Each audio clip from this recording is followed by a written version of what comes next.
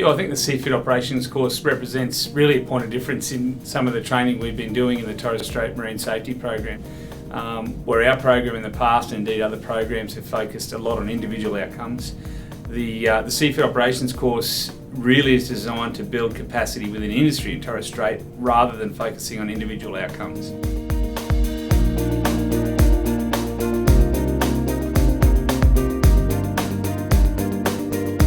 I think this training is to skill up the next generation, so to be able to be self-employed, basically off the welfare line.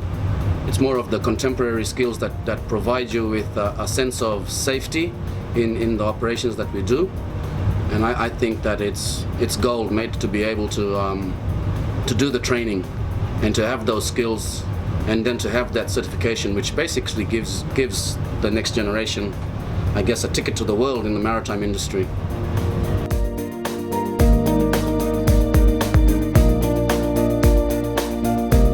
If you look at the geography of Torres Strait, it's 40,000 square kilometers of water and probably a couple hundred kilometers or square kilometers of land.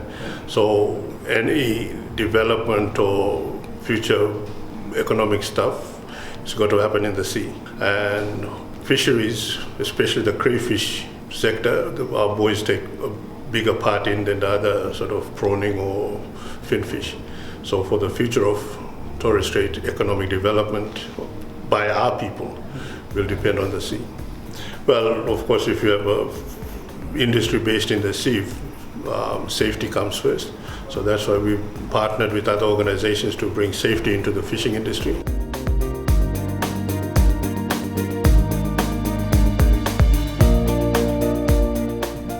So on the Seafood Operations course, the students run over a range of subjects, and that goes from the actual location, catch and processing of the different seafood products. Included in that is the wild harvest and capture of seafood, processing, packaging of seafood, which is in line with Australian and international standards.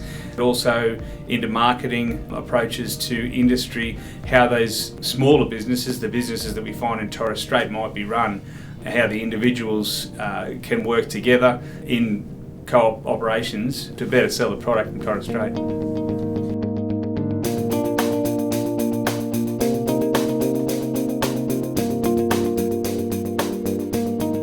I'm currently a full-time fisherman, self-employed. I dive for the Kayar, the tropical rock lobster, primarily within my region, my immediate sea country. The course is primarily to deliver, I guess, a certification to be involved in the commercial industry.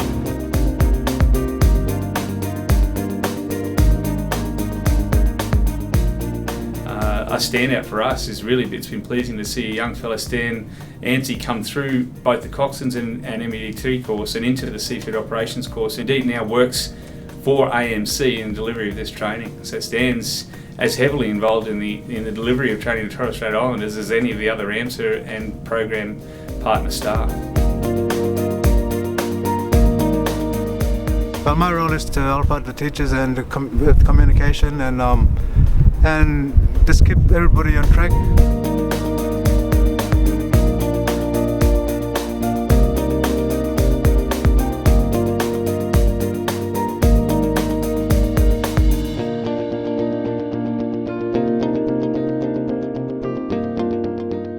Look, the results of the Seafood Operations course to date have been very positive. We've had a number of students come through, and students that were previously running very small and very ad hoc seafood businesses are now either the owners of their own primary commercial vessels, they're employing other Torres Strait Islanders.